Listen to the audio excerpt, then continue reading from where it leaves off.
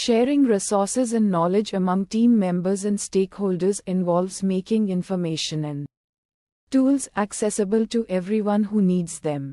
This can include sharing documents, presentations, spreadsheets, code, project plans, and other relevant materials.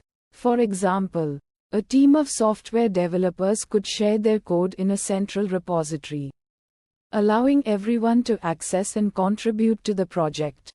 Collaborating and leveraging expertise means working together to utilize the unique skills and knowledge of each team member.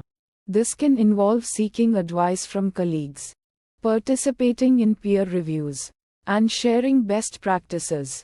For instance, a marketing team could collaborate on a new campaign by leveraging the expertise of each team member in areas such as content creation, social media marketing, and analytics. Improving efficiency and decision-making through resource and knowledge sharing allows teams to avoid redundant work and make informed decisions based on a shared understanding of the situation.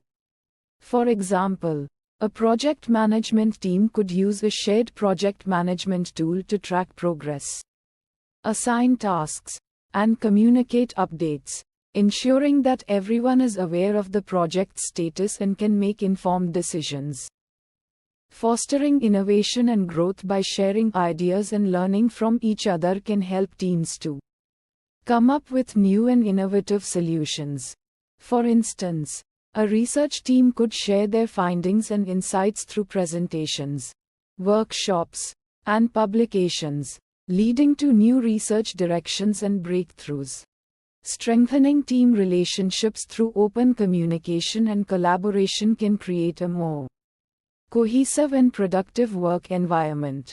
For example, a team of designers could share their design concepts and feedback in a collaborative online platform, fostering mutual understanding and respect.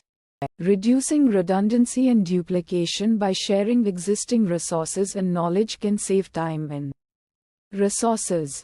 For example, a sales team could use a shared customer relationship management system to store and access customer information, avoiding the need to re-enter data multiple times. Promoting a culture of sharing and learning where team members are encouraged to share their knowledge and experiences can create a more positive and supportive work environment. For instance, a company could organize regular knowledge sharing sessions where employees can present their work, share best practices, and learn from each other. Enabling knowledge transfer and preservation by documenting and sharing important information can ensure that knowledge is not lost when employees leave the company. For example, a company could create a knowledge base where employees can store and access important information, such as policies, procedures, and technical documentation, improving project outcomes and success by ensuring that all team members have the necessary resources and knowledge to do their job effectively can lead to better outcomes for projects. For example, a software development team could use a shared code repository to collaborate on coding projects, ensuring that everyone is working on the same version of the code and can easily access each other's work. This step involves understanding the specific information required.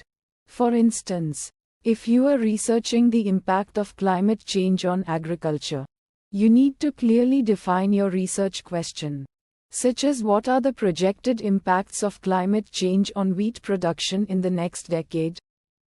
Once you know what you are looking for, you need to find relevant sources. This could involve searching online databases, accessing library resources, or consulting experts in the field. For example, you might search for academic articles, government reports, or industry publications related to climate change and wheat production.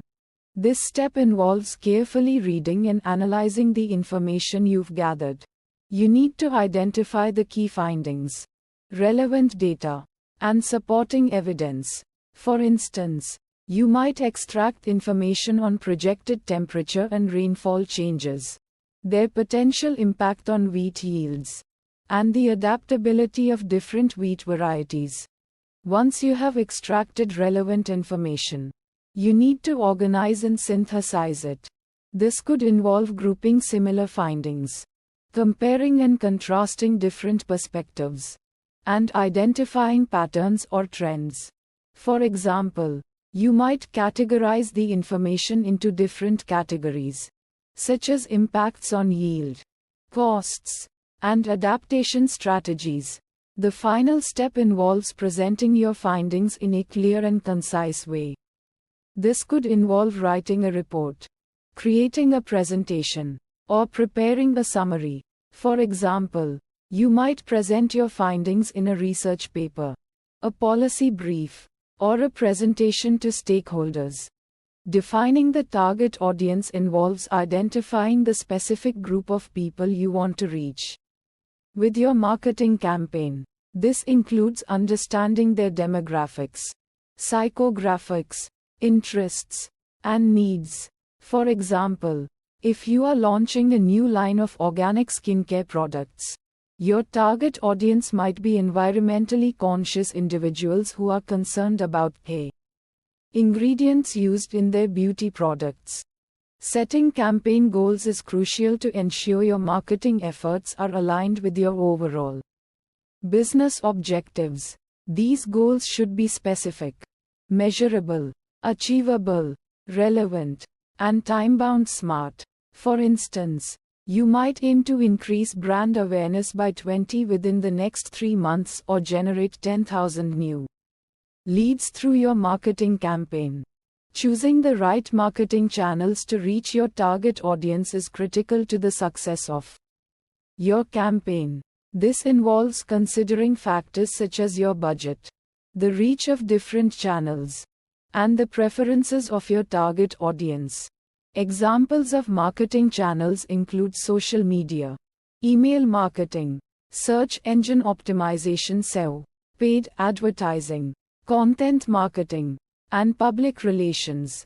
Creating compelling content is essential for engaging your target audience and achieving your campaign goals. This content should be relevant, informative, entertaining, and visually appealing. Examples include blog posts, infographics, videos, social media updates, and email newsletters. Tracking and analyzing results is essential for evaluating the effectiveness of your marketing campaign and making necessary adjustments.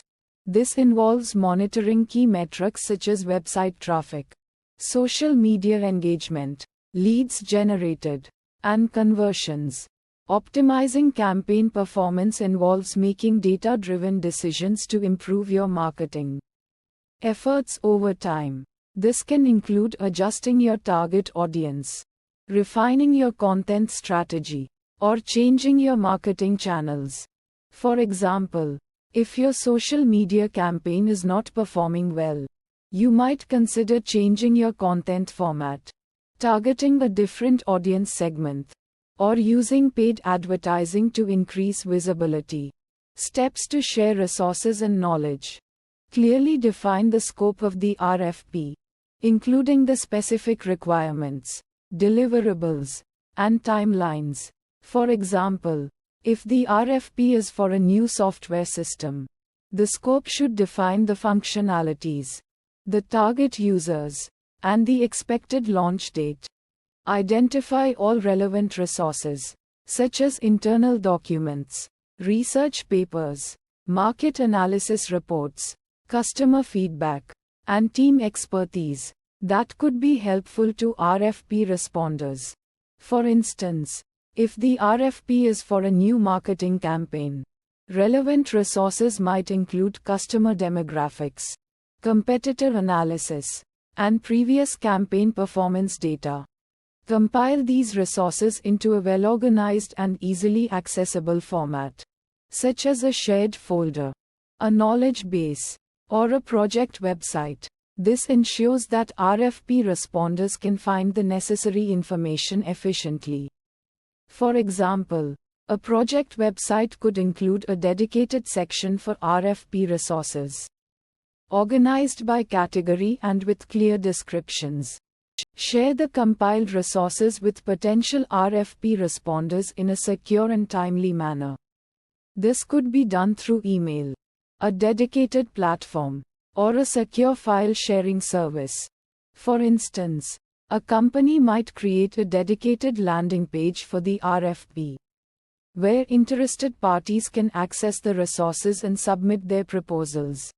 Track the usage of the shared resources and collect feedback from RFP responders.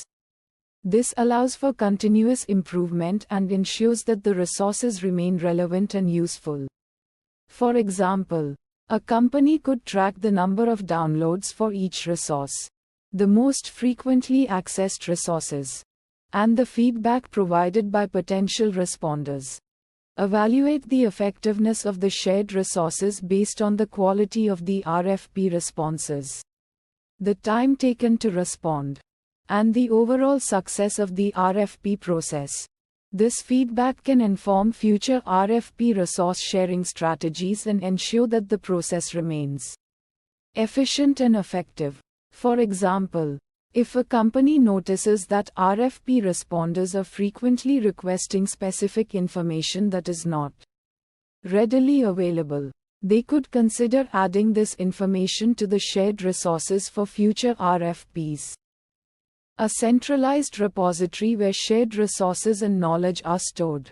This could be a shared drive, a wiki, a knowledge base software, or a combination of these. It allows for easy access to information for everyone within the organization, regardless of their location. It fosters collaboration by providing a platform for team members to share insights, best practices, and experiences. This can be seen in a team project where everyone contributes their ideas to a shared document or uses a collaboration tool to work together in real time. By offering a single point for accessing information, it eliminates the need for duplicated efforts, leading to increased efficiency. Imagine a company where employees previously relied on multiple sources for information, resulting in wasted time searching for relevant data. A knowledge hub consolidates information and streamlines access, saving time and effort. It serves as a central source for verified information, reducing confusion and ensuring consistency across the organization. For example, instead of having different versions of a document scattered across multiple locations, the Knowledge Hub provides a single, up-to-date version, ensuring everyone is working with the same information. It enables easy discovery and reuse of existing knowledge, preventing reinventing the wheel. This can be illustrated by a marketing team that can leverage past successful campaigns to inform their current strategies, saving time and resources. It supports informed decision-making by providing access to relevant data and insights. A finance team, for instance, can use a knowledge hub to access historical financial data and market trends to make sound investment decisions. By fostering knowledge sharing and collaboration, it drives organizational learning and innovation. A research and development team can utilize a knowledge hub to share their findings, leading to breakthroughs and advancements. It promotes clear and transparent communication by providing a central platform for sharing information. For example, a company can use a knowledge hub to share company policies, procedures, and updates, ensuring that all employees are informed. It enables the effective management and preservation of organizational knowledge, ensuring its availability for future generations. A law firm, for instance, can use a knowledge hub to store legal precedents, case studies, and expertise for future reference. It supports training and development initiatives by providing access to educational materials, tutorials, and best practices. This allows employees to enhance their skills and knowledge, ultimately contributing to the organization's success. Identifying team members with relevant expertise involves understanding the skills and knowledge each team member possesses. For example, a software development team might have members with expertise in front-end development, back-end development, database management, and testing. This information can be captured in a skills matrix or through individual profiles. Establishing clear communication channels and protocols ensures that information flows efficiently within the team. This might include using a project management tool for task assignments, a team chat platform for real-time discussions, and regular team meetings to discuss progress and challenges. Encouraging open dialogue and idea sharing fosters a culture of innovation and collaboration. This can be achieved through brainstorming sessions, team workshops, and creating a safe space for team members to share their thoughts and ideas without fear of judgment. For example, a marketing team might hold a brainstorming session to generate new campaign ideas, encouraging all team members to contribute and build upon each other's suggestions. Implementing collaborative tools for document sharing and task management enables teams to work together efficiently on projects. This might include using cloud-based storage platforms for file sharing, project management software for task tracking and collaboration, and online whiteboards for real-time collaboration on documents and presentations. For example, a design team might use a shared online design platform to collaborate on creating prototypes and share feedback on designs. Fostering a culture of trust and respect is essential for effective team collaboration. This involves building relationships, encouraging open communication, and valuing each team member's contributions. For example, team members might participate in team building activities to get to know each other better and build trust.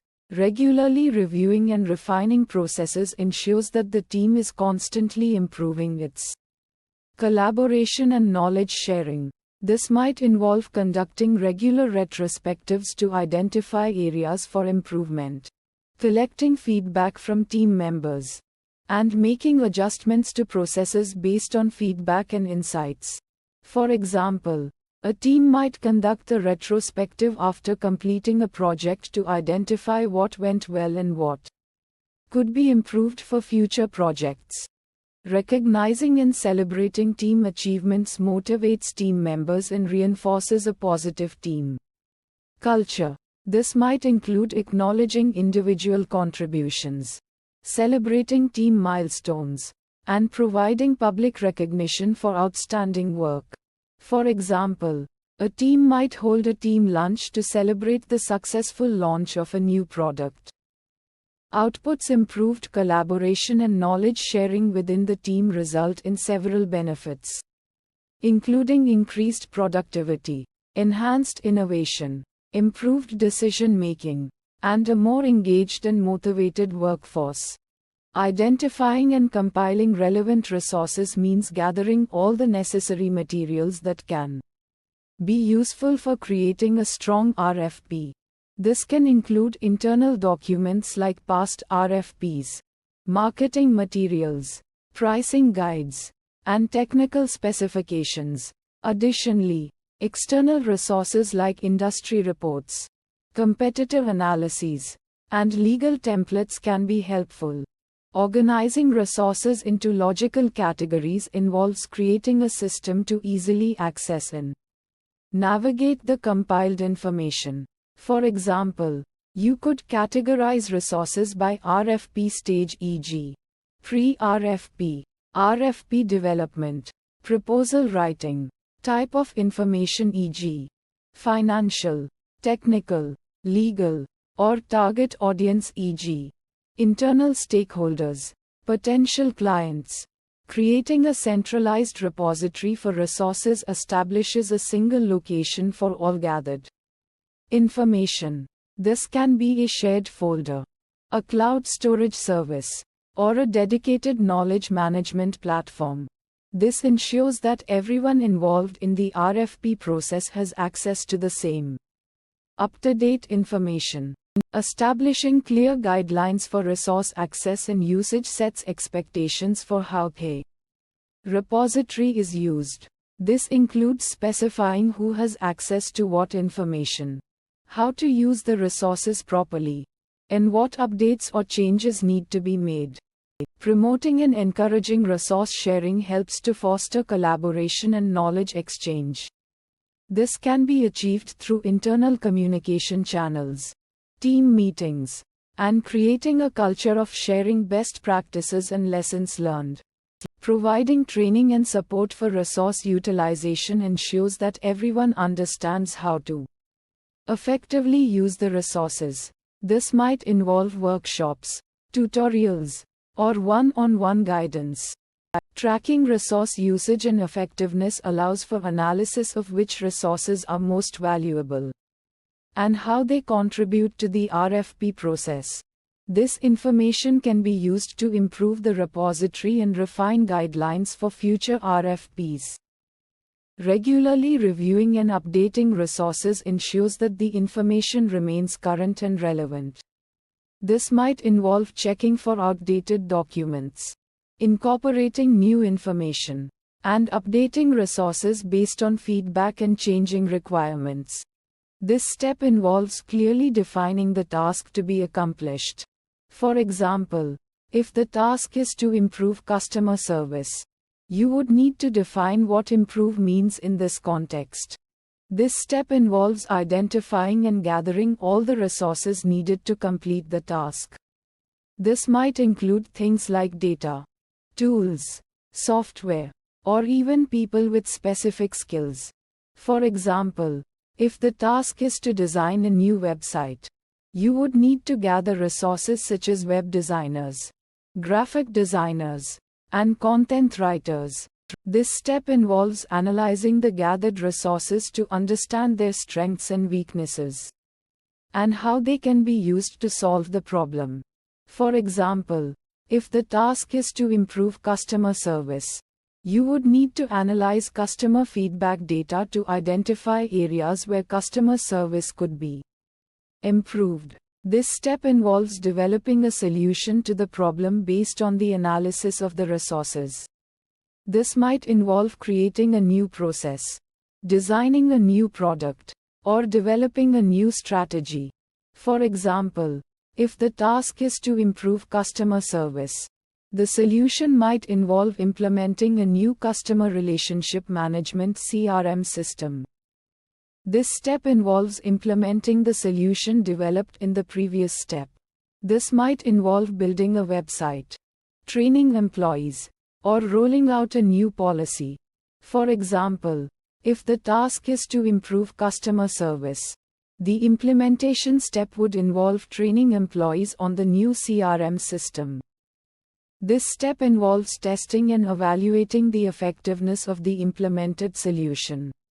This might involve measuring customer satisfaction, tracking sales, or analyzing website traffic.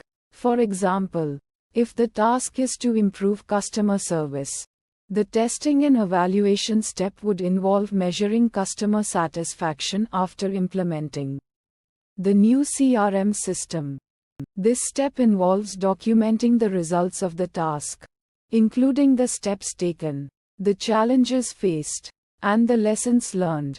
This documentation can be used to improve future projects. For example, if the task is to improve customer service, the documentation might include a report on the effectiveness of the new CRM system. This step involves sharing the results of the task with stakeholders, including team members, managers, and clients. This might involve presenting a report, writing a blog post, or giving a presentation. For example, if the task is to improve customer service, the results might be shared with customers through a newsletter or a blog post. Gather all resources. This step involves identifying all the resources that need to be organized. This could include documents, files, images, videos, or any other type of digital content.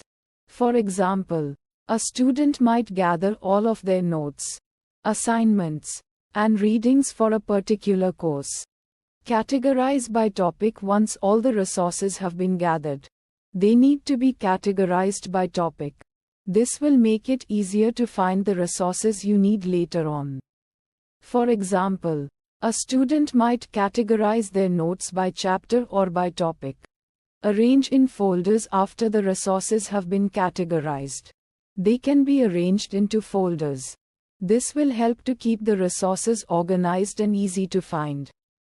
For example, a student might create a folder for each course, and then subfolders for each chapter or topic within the course. Create a table of contents. A table of contents is a list of all the resources in a particular folder or collection. This can be helpful for navigating through large amounts of information. For example, a student might create a table of contents for all of their notes for a particular course. Store in a central location. The final step is to store the resources in a central location. This could be a cloud storage service, a local hard drive, or a shared network drive. For example, a student might store all of their notes and assignments in a cloud storage service so that they can access them from any device. Steps. Choosing a platform involves deciding on the best tool for your needs. Consider factors like ease of use, collaboration features, integration with existing systems, and cost. Popular options include Confluence, Notion, SharePoint, and GitHub wikis. Determining access control means defining who can access and edit the repository. You can implement different levels of permission, such as read-only, edit, or admin privileges. For instance, you might allow all employees to view documents but restrict editing to specific teams or individuals. Defining content structure involves organizing the repository in a logical and intuitive way. This could involve creating folders, categories, or tags to group related information. For example, you could have a folder for project documents, another for company policies, and a third for facts. Establishing version control ensures that all changes to the repository are tracked and managed. This allows you to revert to previous versions if necessary and provides a history of edits. Popular version control systems include Git and SVN. Implementing search functionality makes it easy for users to find the information they need. This could involve using a built-in search tool or integrating with a third-party search engine. For instance, you could use Elasticsearch to power your repository search. Encouraging contribution means making it easy for users to add and edit content. Provide clear guidelines on how to contribute, and consider offering incentives or recognition for active contributors. You could also create a community forum or discussion board to facilitate collaboration. Monitoring and updating the repository ensures that the information remains accurate and relevant. This could involve regularly checking for outdated content, responding to user feedback, and making necessary updates. You can use analytics tools to track usage patterns and identify areas for improvement.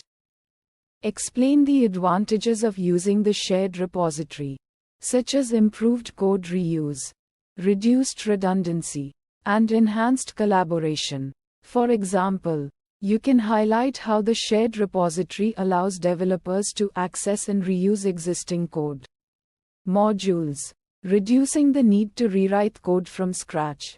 Make the shared repository readily accessible to all team members by providing clear instructions on how to access it, and by using a user-friendly interface.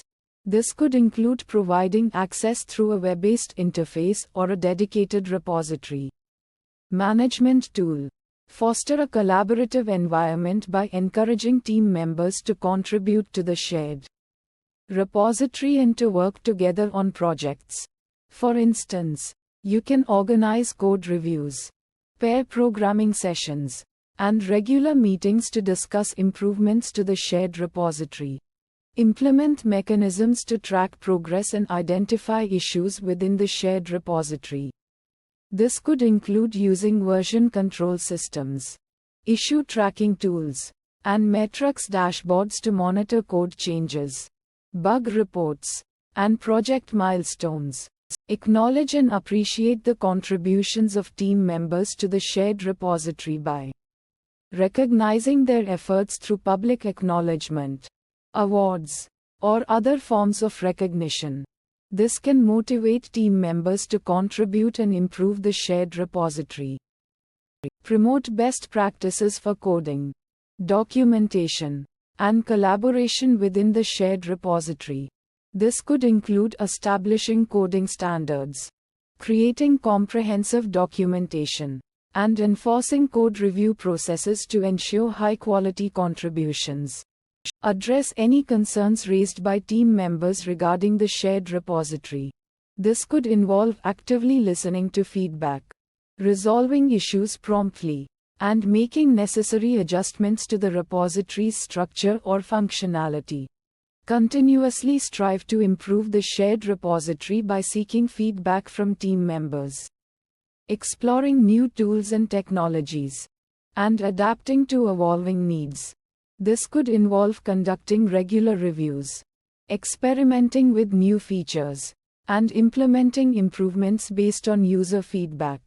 Steps involved in the task. The first step in this process is to gather requirements. This involves identifying the specific needs and expectations of the stakeholders involved.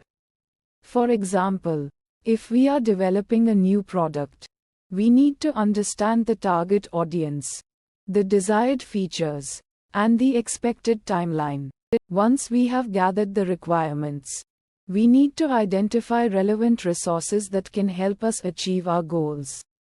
This may include internal resources such as employees with specific skills, external resources such as consultants or vendors, and knowledge resources such as books, articles, or online databases.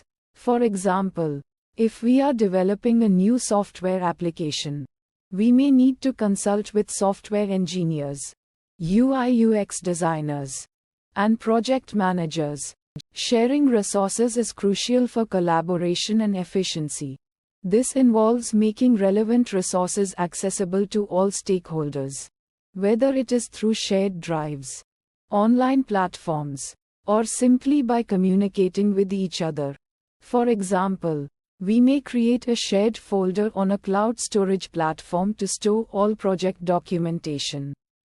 Or we may organize a team meeting to discuss the project progress and share any insights. Fine-tuning parameters involves adjusting the settings and configurations of the resources we are using to optimize their performance. This may involve making changes to software settings, adjusting data inputs, or modifying the design of a product. For example, if we are running a marketing campaign, we may need to adjust the ad budget, target audience, or ad copy based on the performance data we are receiving. Once we have made changes to the resources and parameters, we need to validate the results to ensure that we are achieving the desired outcome. This involves analyzing data, conducting testing, and receiving feedback from stakeholders. For example, if we are developing a new website, we may need to run A/B tests to compare different versions of the design and measure their effectiveness.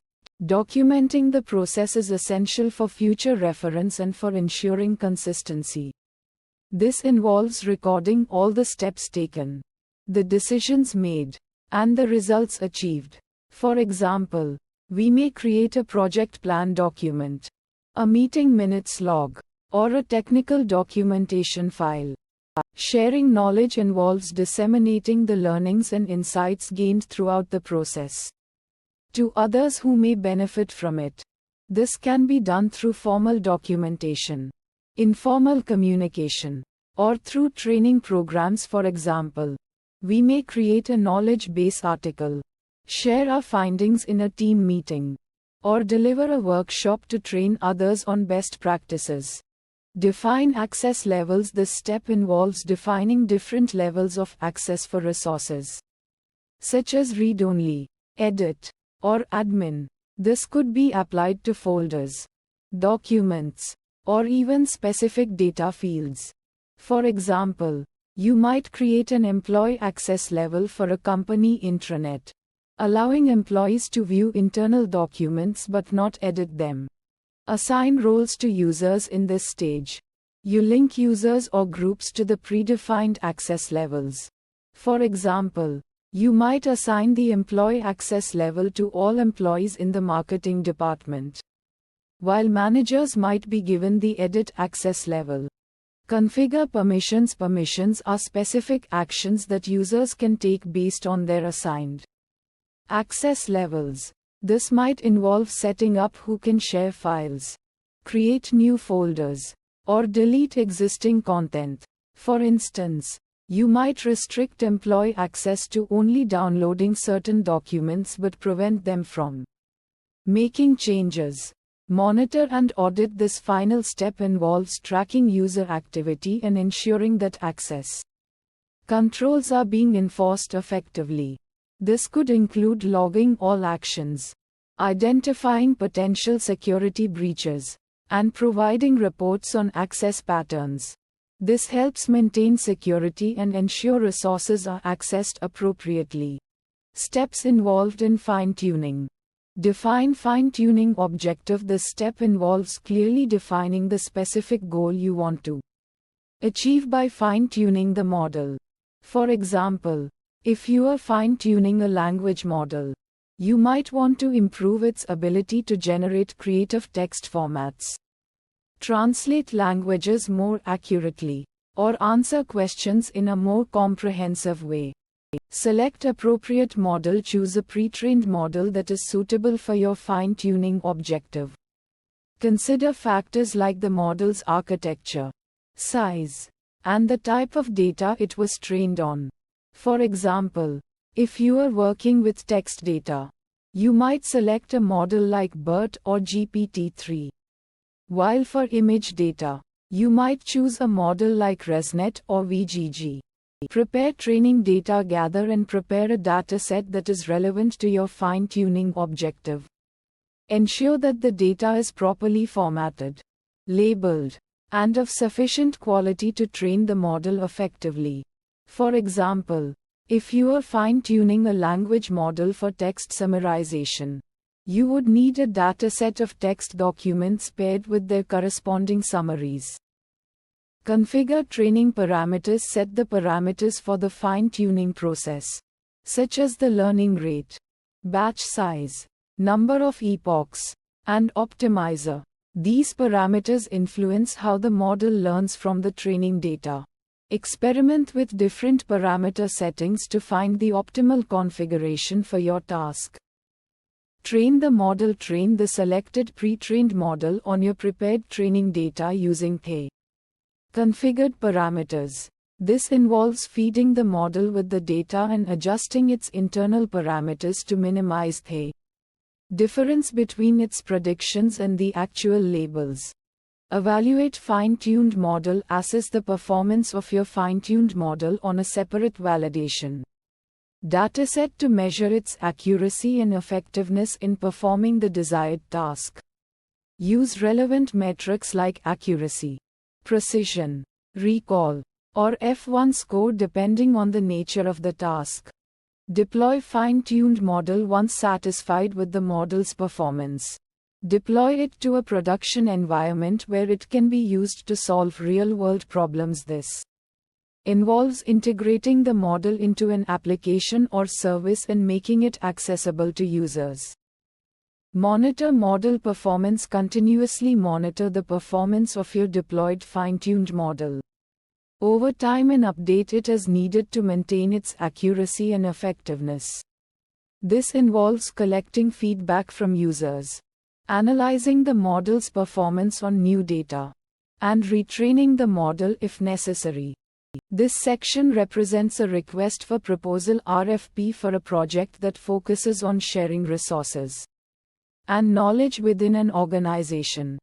This phase encompasses the process of sharing resources and knowledge amongst team members in departments within the organization. This aspect highlights the quantifiable measures that are used to gauge the effectiveness and impact of the resource sharing and knowledge dissemination initiatives. Steps involved. The initial step involves clearly defining the scope of the project, including the specific objectives and target audience for resource and knowledge sharing. Identifying all stakeholders who are directly involved in or affected by the resource sharing and knowledge management process. Gathering requirements from stakeholders to understand their needs and expectations regarding resource access, knowledge sharing, and desired outcomes. Designing the solution for resource sharing and knowledge management, which may involve creating platforms, implementing workflows, or developing training programs. Implementing the designed solution, including setting up systems, launching platforms, and providing training to users.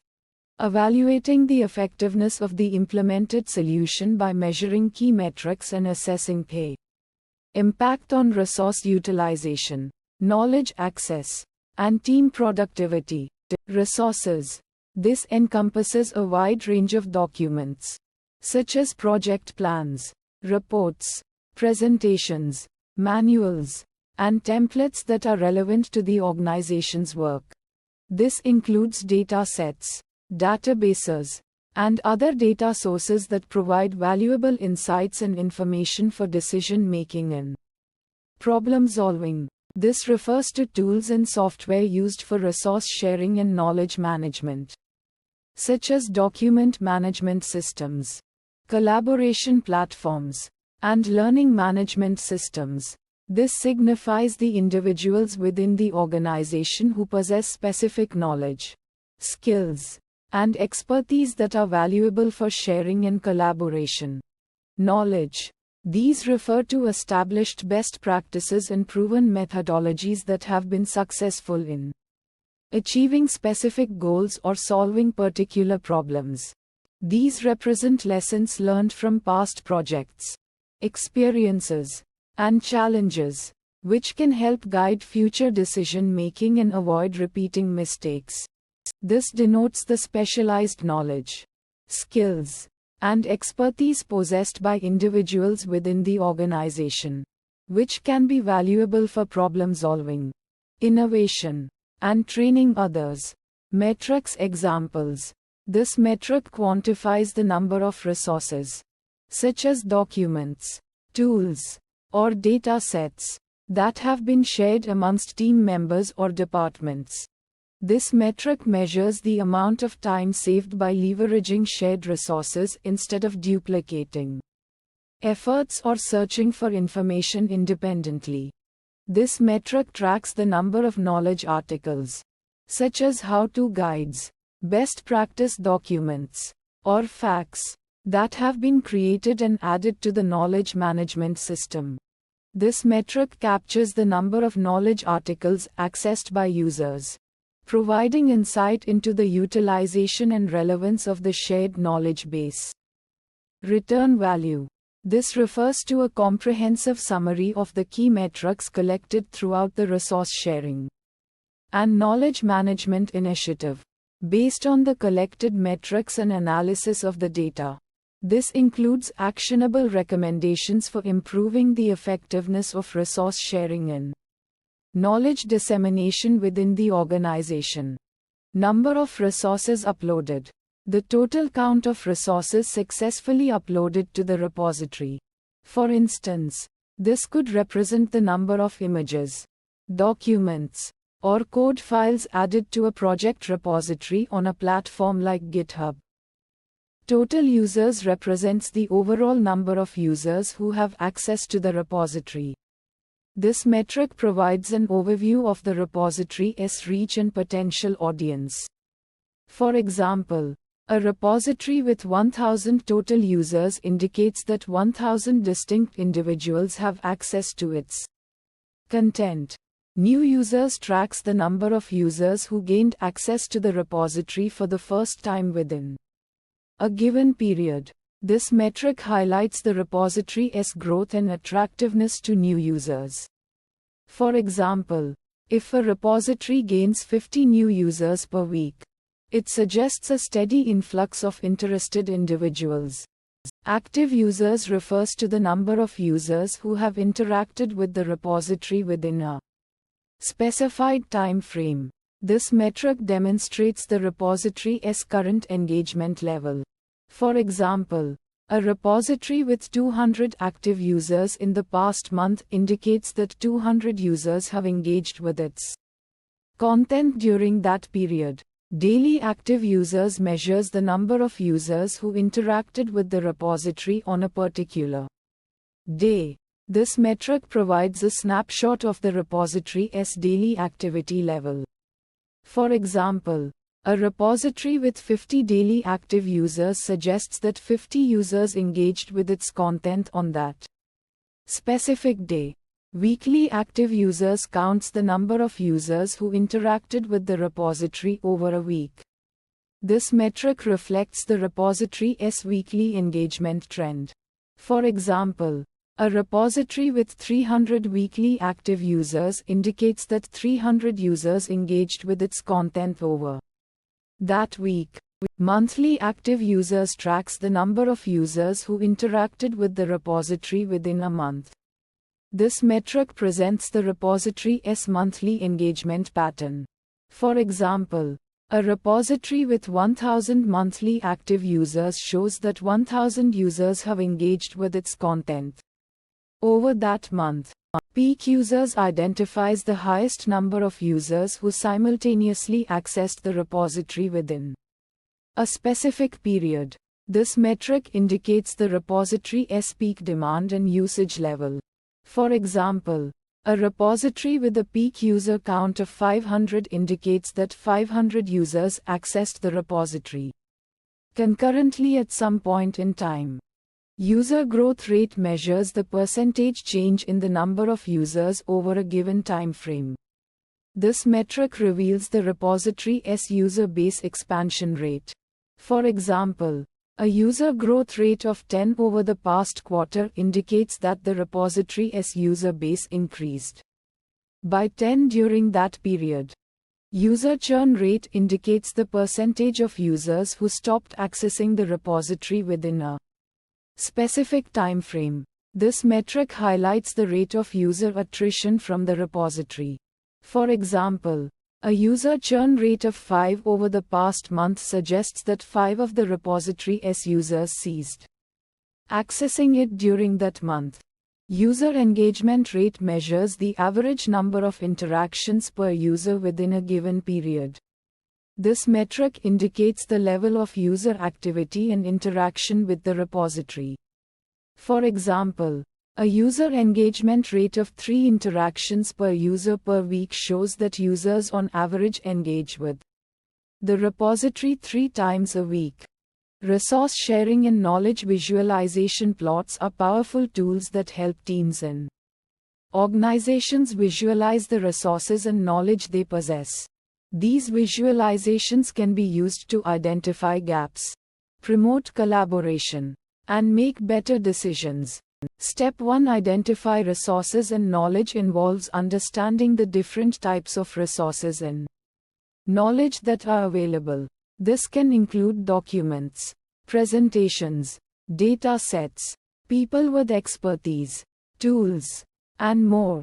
Step 2: Choose visualization technique involves selecting the best visualization technique for the task at hand. Different techniques are better suited for different types of data and purposes. For example, a network graph might be used to visualize relationships between different people or resources, while a heat map might be used to show the distribution of knowledge across a team. Step 3: Prepare data involves gathering, cleaning, and transforming the data to be ready for visualization. This might involve merging different data sources, removing duplicates, and standardizing data formats. Step 4. Create visualization involves using a visualization tool to create the visualization. This could be done using a software program, online tool, or even by hand. The visualization should be clear, concise, and easy to understand. Step 5. Analyze visualization involves examining the visualization to identify trends, insights, and areas for improvement. This can help to inform decision making, drive innovation, and promote collaboration. Visualization techniques. Network graphs are a type of visualization that shows connections between different entities. For example, a network graph could be used to show the relationships between different departments in a company, or the connections between different articles on a particular topic.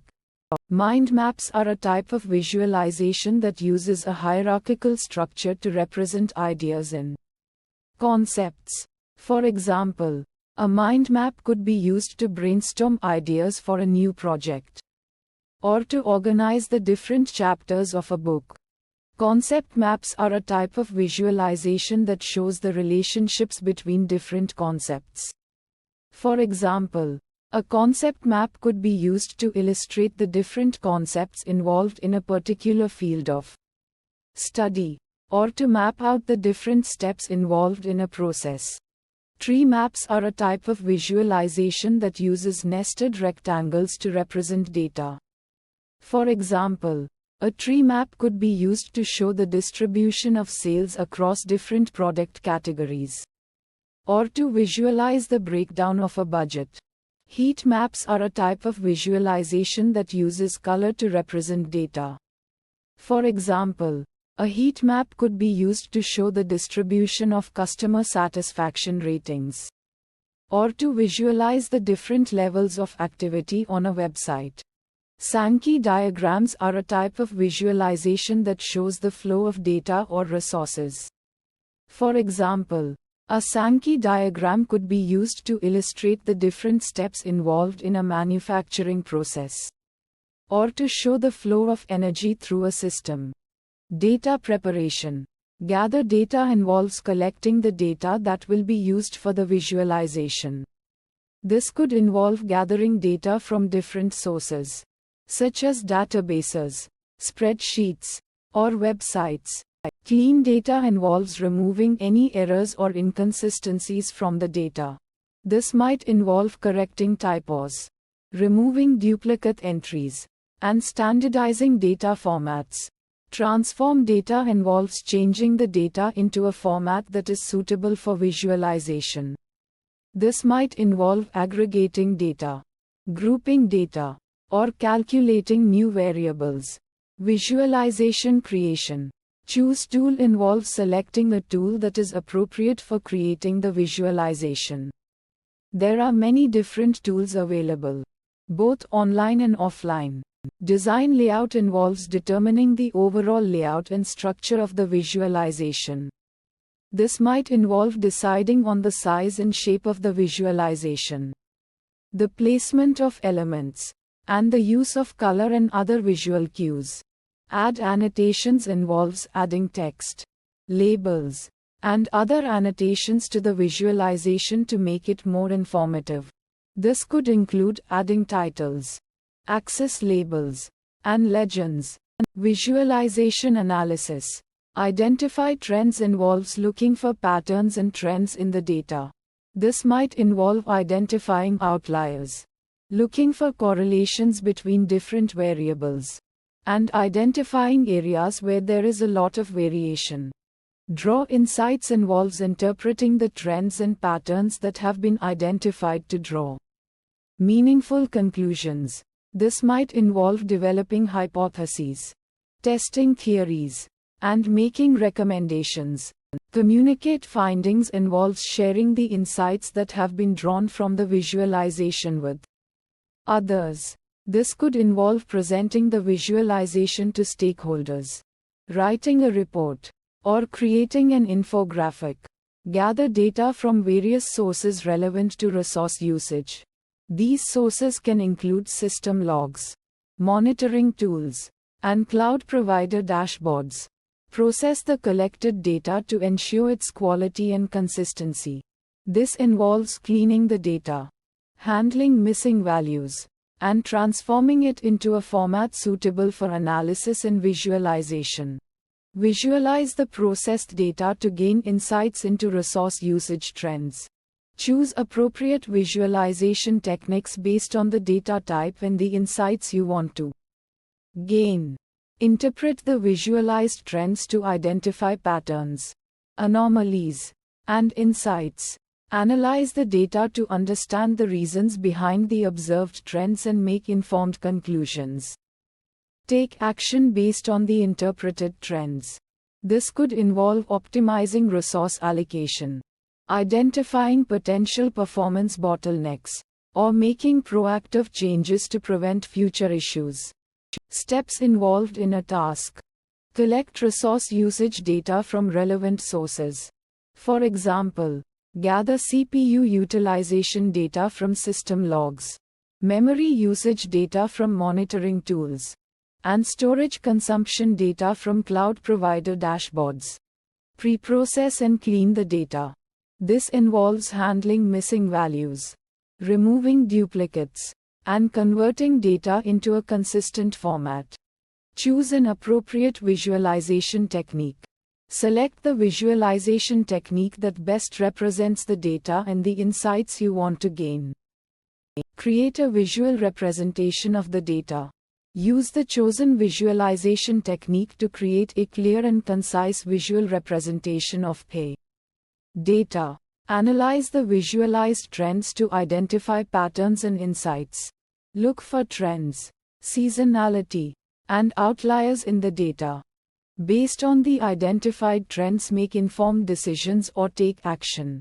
Based on the insights gained, take appropriate actions such as scaling resources, optimizing configurations, or addressing performance issues. Visualization techniques. Line charts show changes over time. Line charts are useful for visualizing trends and patterns in data that changes over time, such as CPU utilization or memory consumption. Bar charts compare values across categories.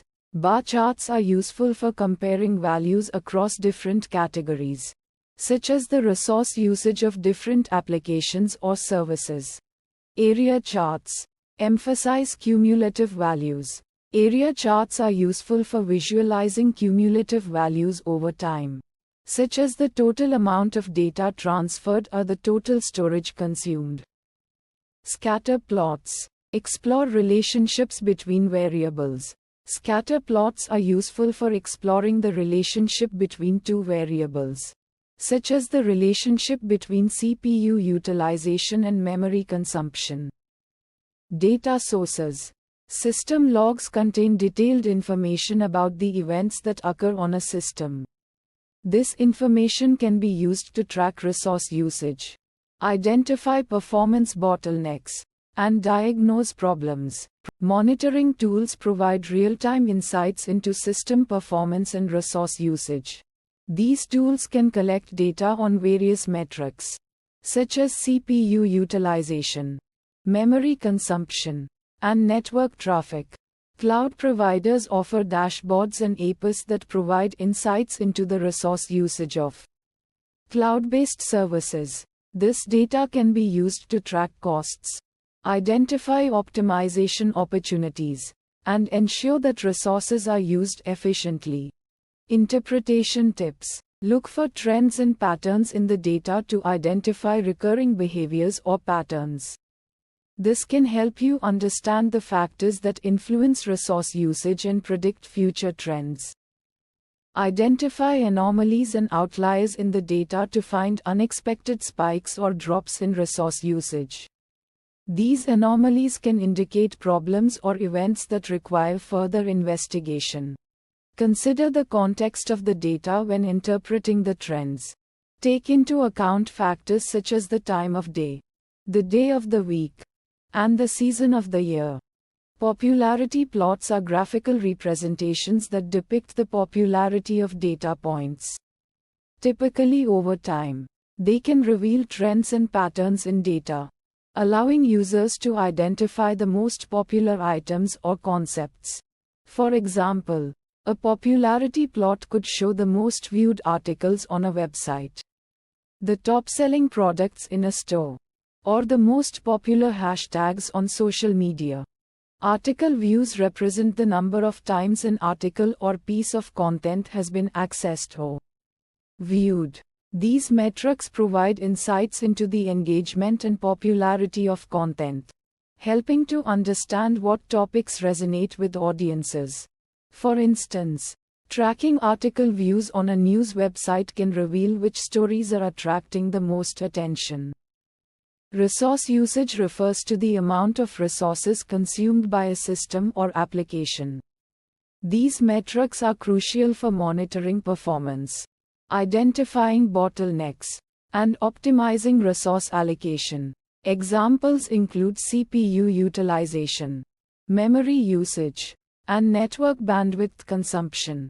Search queries are the terms users enter into search engines or databases to find information. Analyzing search queries provides valuable insights into user interests, trends, and potential gaps in knowledge. For instance, tracking search queries on an e-commerce website can reveal popular product categories or user intent. Engagement metrics measure how users interact with content or a system. These metrics can include likes, comments, shares, clicks, time spent on a page, and conversion rates. By analyzing engagement metrics, businesses can understand what content resonates with their audience and optimize their strategies. For better user experience, trending topics are topics or subjects that are gaining popularity or prominence in a particular context.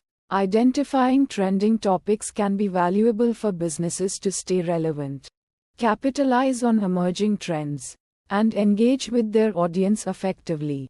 Examples include trending hashtags on social media, popular search queries, or frequently discussed topics in online forums.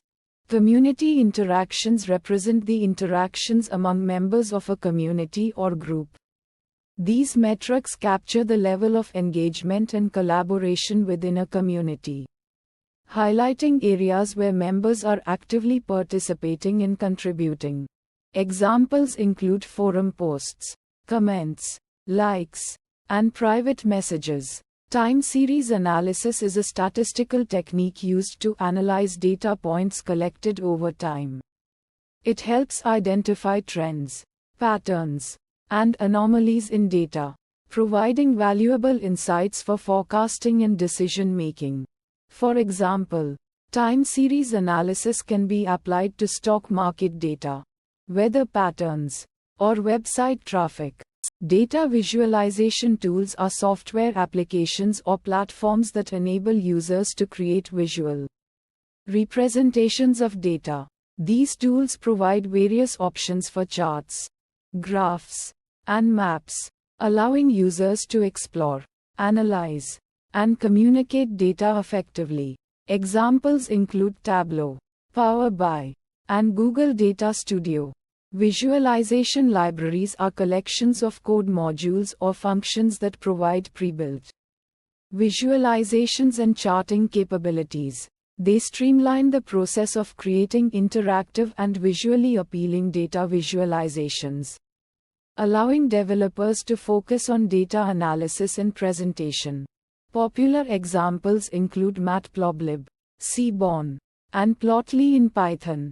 Interactive plots are visualizations that allow users to manipulate and explore data directly. They provide interactive features like zooming, panning, filtering, and drill-down capabilities, enabling users to gain deeper insights and discover hidden patterns within data. Examples include interactive scatter plots, bar charts, and maps. Data storytelling is the process of using data visualizations and narratives to communicate complex information in a compelling and engaging way. By weaving stories around data, businesses can make their insights more relatable and understandable to their audience, leading to better decision making and action. This list encompasses the key steps involved in a comprehensive approach to managing and improving RFP responses by leveraging shared resources and knowledge, analyzing errors, and implementing continuous improvement processes. Thoroughly understand the requirements outlined in the RFP. This involves carefully reviewing the RFP document, identifying key criteria, and understanding the evaluation process. For instance, a software development RFP might require detailed information about the proposed solution, timelines, and pricing, while a marketing RFP might focus on campaign strategy and target audience. Identify all relevant resources within the organization, including existing knowledge bases, past RFP responses, relevant case studies, technical documentation, and subject matter experts. For example, a team responding to a cybersecurity RFP could leverage expertise from the IT department, security analysts, and previous successful projects. Actively share relevant resources and knowledge amongst team members involved in crafting the RFP response. This can be achieved through collaborative platforms, knowledge repositories, or simply open communication. Sharing past RFP responses can provide valuable insights into common questions, industry best practices, and successful approaches. Thoroughly analyze any errors or inconsistencies in the initial draft of the RFP response. This could include identifying areas where the response fails to meet the RFP requirements, inconsistencies in information provided, or missing details. For example, a proposal might lack a clear timeline or fail to adequately address a specific technical requirement. Based on the error analysis, take concrete steps to improve the quality of the RFP response. This could involve revising the content, adding missing information, addressing inconsistencies, or providing additional supporting documentation. For example, a team might strengthen their technical proposal by adding more detailed information about their experience in a specific technology or by providing case studies that demonstrate their expertise. Track the progress of improvements made to the RFP response, noting the specific changes implemented and their impact on the overall quality of the document. This data can be used to measure the effectiveness of the process and identify areas for further improvement. For instance, tracking the number of errors identified and corrected in each iteration of the response can provide valuable insights into the team's progress. Share best practices and lessons learned from the RFP response process with the team and the wider organization. This could include documenting successful approaches, highlighting common errors to avoid, and disseminating valuable insights into RFP requirements and evaluation criteria. For example, a team might develop a best practices guide for RFP responses that outlines common pitfalls and provides tips for creating a compelling and persuasive proposal. Develop a knowledge base specifically tailored for future RFP responses. This knowledge base should include past RFPs, successful responses, templates, relevant industry information, and best practices. This repository serves as a valuable resource for future teams, allowing them to quickly access relevant information and accelerate the response preparation process. Implement a continuous improvement process for managing and responding to RFPs. This involves regularly evaluating the effectiveness of current practices, identifying areas for improvement, and implementing changes to enhance the overall quality of RFP responses. By regularly reviewing feedback, analyzing response performance, and incorporating new best practices, organizations can ensure their RFP responses remain competitive and effective. Resource discovery challenges refer to the difficulties users encounter when trying to find specific information or resources within a system. For example, in a large online library, it can be challenging for a user to find a specific book they're looking for due to the sheer volume of available titles. Improving search capabilities involves enhancing the functionality of search tools to make it easier for users to find the information they need.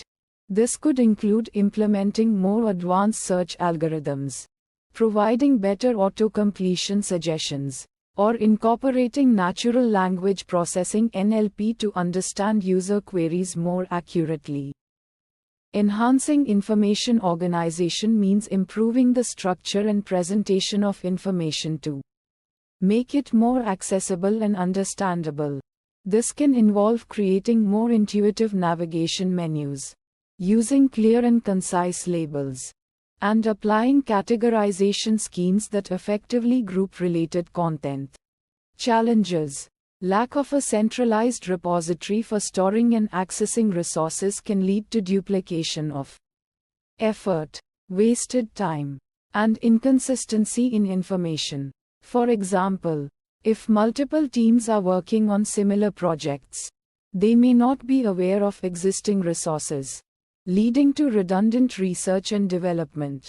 Difficulty in finding relevant resources among a vast collection can hinder productivity and innovation.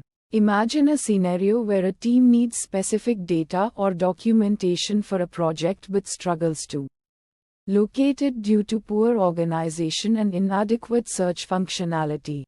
Limited collaboration and knowledge sharing among team members can stifle creativity and hinder progress.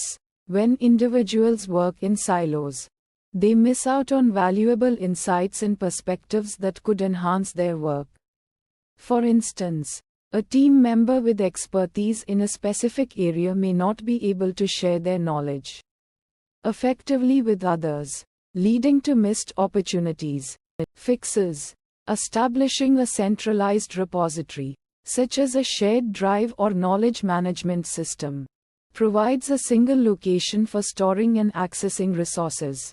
This ensures that all team members have access to the same information, eliminating duplication and fostering consistency. Implementing search and tagging mechanisms allows users to quickly and easily locate relevant resources within the repository. For example, by using keywords or tags, team members can easily find relevant documents, presentations, or code snippets related to their projects. Promoting a knowledge-sharing culture encourages team members to actively share their expertise and insights.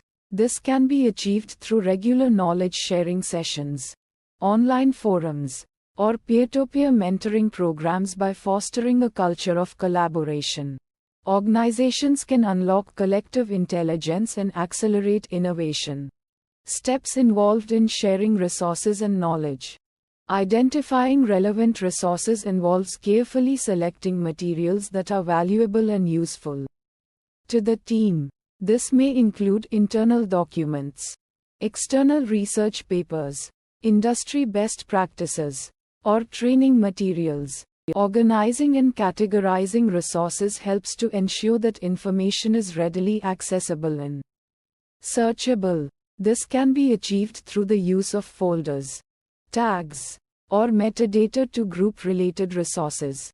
Sharing resources with the team can be done through a variety of methods, such as email, file sharing platforms, or knowledge management systems. It's essential to choose the most appropriate method based on the type of resource and the target audience.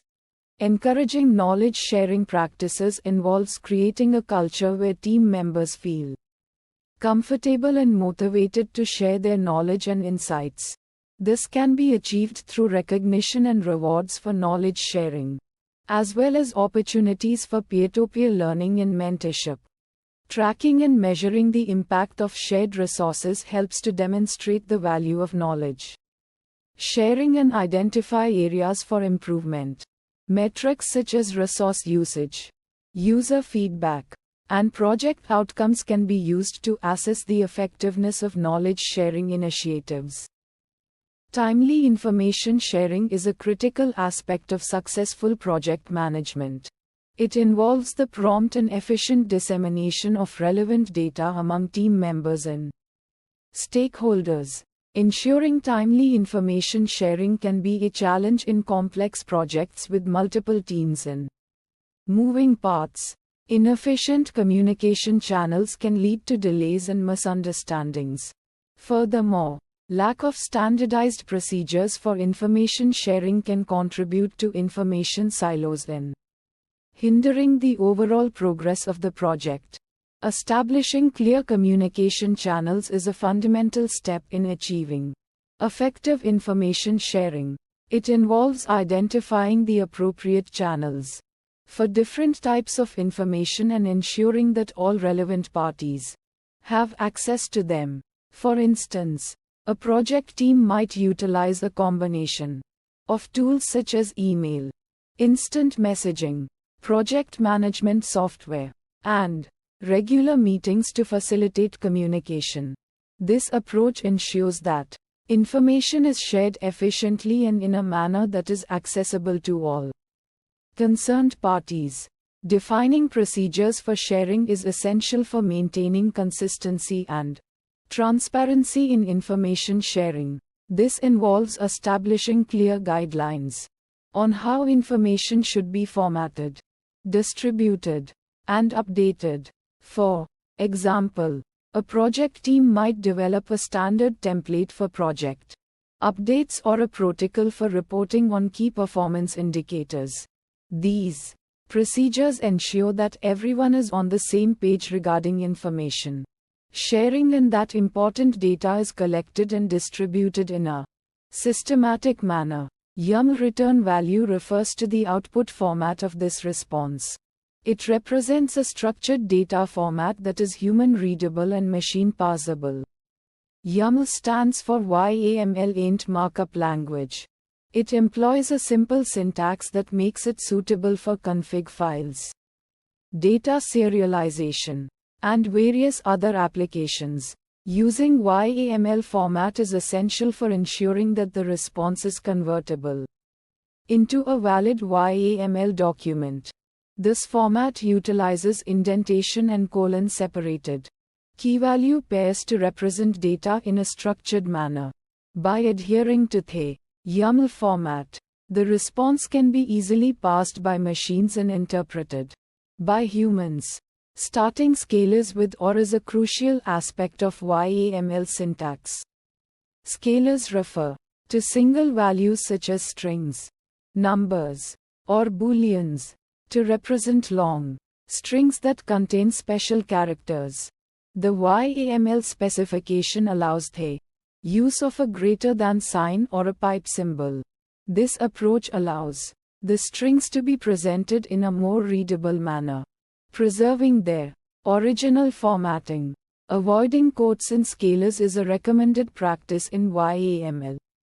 When a scalar value is a plain string without spaces or special characters, it can be represented without enclosing quotes. This approach simplifies the YAML syntax and makes the document more concise. Ensuring convertible format is of paramount importance when generating YAML output. This involves validating that all the elements in the response are represented in a manner that conforms to the YAML specification. This includes proper indentation, consistent use of colons, and correct data types for scalar values.